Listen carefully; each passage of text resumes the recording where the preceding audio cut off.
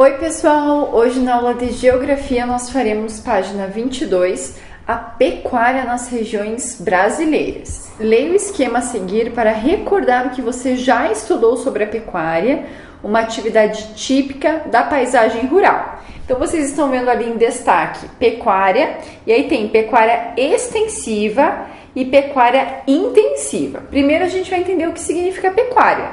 Então, pecuária, criação de animais com o objetivo de produzir alimentos para a população, como carne, leite, ovos, mel, entre outros. E fornecer a matéria-prima para as indústrias, como couro, lã, seda e outros produtos. Então, ali, pecuária extensiva. O gado é criado solto e se alimenta do que está disponível no pasto. Ele recebe cuidados veterinários como remédios e vacinas, mas o uso de tecnologias é simples. Pecuária intensiva, geralmente o gado é tratado em local fechado, como se fosse um gado em confinamento. Ele alimenta-se de ração e pastagem cultivada e recebe cuidados veterinários com o uso de tecnologia moderna. Agora vamos estudar como essa atividade econômica é praticada nas regiões brasileiras. Lembra que o Brasil então foi dividido em 5 regiões e a gente vai falar um pouquinho sobre elas.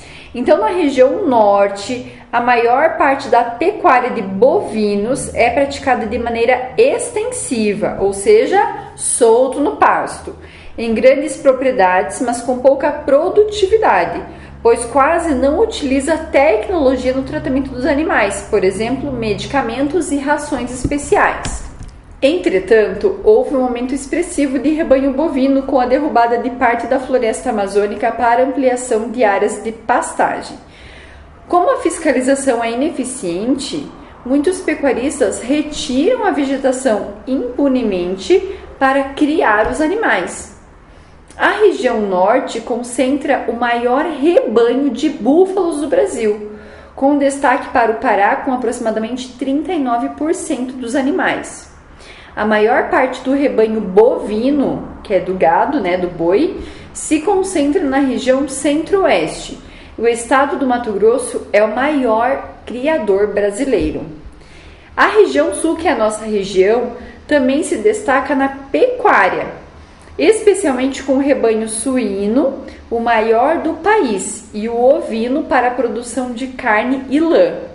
O Paraná aparece como o maior produtor e exportador de frangos do país. Então, pessoal, ali rebanho suíno são dos porcos e ovino das ovelhas, tá? A criação de caprinos, que são das cabras, destinada à produção de carne, leite e derivados, tem ganhado importância no Brasil, principalmente na região Nordeste, que abriga o maior rebanho do país. Os maiores produtores são Bahia, Pernambuco, Piauí e também Ceará. E a pecuária na região Sudeste destaca-se pela produção de carne, leite e couro, utilizados como matéria-prima de derivados diversos. Essa produção, aliada ao progresso técnico e tecnológico, contribui para o desenvolvimento das agroindústrias. Seção Lápis na Mão, atividade número 1. Observe o gráfico a seguir que representa dados sobre a pecuária brasileira. Depois marque verdadeiro ou falso. Então vocês estão vendo ali um gráfico de colunas, Brasil, principais rebanhos. Tem ali os animaizinhos e aí vocês vão fazer a leitura das frases marcando verdadeiro ou falso de acordo com o gráfico. Então faça uma releitura desse gráfico para conseguir distinguir quais são as frases corretas e as frases erradas. Página 25, atividade número 2. Qual é o principal rebanho produzido na região brasileira onde está localizada a unidade federativa em que você mora? Então observem ali, unidade federativa em que nós moramos é o estado do Paraná, para você conseguir responder então a número 2, tá? Na seção Você Sabia tem uma curiosidade bem importante que eu quero que vocês façam a leitura. E aí ainda na página 25 tem ali mais um subtítulo: Atividades agropecuárias e agroindustriais. Então ali diz assim: a agricultura e a pecuária brasileiras destacam-se no cenário nacional e mundial Isso se deve a diversos fatores, como as características naturais do país, como o solo fértil, as condições climáticas e o relevo plano, o que facilita a mecanização do campo e a criação de animais. Nos últimos anos, o Brasil tem desenvolvido pesquisas para melhorar a produção de grãos e de sementes e a genética do gado, e tem aplicado novas técnicas e tecnologias, aumentando assim a produtividade do campo. Com isso, a agropecuária vem se tornando cada vez mais especializada. A combinação entre as atividades agropecuárias e as indústrias é chamado de agroindustriais, responsável pelo processamento ou pela industrialização dos produtos agropecuários. Esse tipo de indústria utiliza técnicas modernas e mão de obra especializada para cuidar de todo o processo produtivo, desde o plantio até a transformação da matéria-prima. Então ali ainda na página 25 diz assim, ó, com lápis de cor, destaque no texto os fatores que contribuem para o desenvolvimento agropecuário no Brasil. Inclusive a professora destacou ali uma parte bem importante, tá? Na página 26 diz assim: as agroindústrias estão distribuídas de maneira desigual entre as regiões brasileiras. Muitas estão concentradas no interior do país, principalmente onde há cultivo de cana-de-açúcar para a produção de açúcar e de etanol em usinas. Então, leia o infográfico a seguir para entender como a cana-de-açúcar é transformada em etanol em uma usina.